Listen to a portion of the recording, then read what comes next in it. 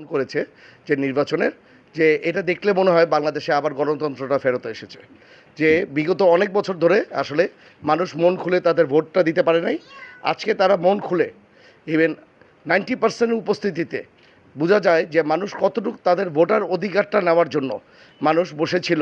যে আজকে তারা তার দলের তার যে যাকে দিয়ে ভালো পরিচালনা করা যাবে নির্বাচনটা, সংগঠনটা, এই সংগঠন এই ব্যক্তিটাকে তারা চুজ করবে।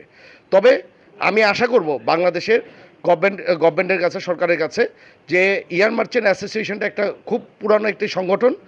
এই সংগঠনের মাধ্যমে বাংলাদেশের টেক্সটাইলের যারা আছে তারা কিন্তু প্রচণ্ড বেনিফিটেড হয়।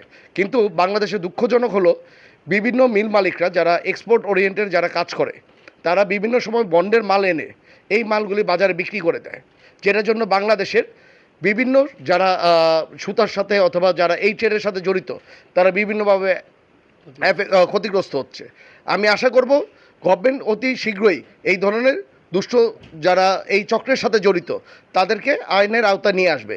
ইভেন এই আইনের আওতায় এনে শুধু এই সংগঠনকে বাঁচাবে না, এই দেশকে অন্তত বাঁচানোর জন্য এটা খুবই দরকার। যাক, আরেকবার ধন্যবাদ জানাই যে এত সুন্দর একটা আয়োজন করেছে, যে এত বছর পরে এত সুন্দর নির্বাচন আয়োজন করার জন্য সবাইকে অন্তরের অন্তঃস্থল থেকে আমি ধন্যবাদ জানাই। নারায়ণগঞ্জ চেম্বার অফ কমার্স থেকে ইভেন আমাদের দলের পক্ষের থেকে আমি সবাইকে ধন্যবাদ জানাই। আসসালামু আলাইকুম।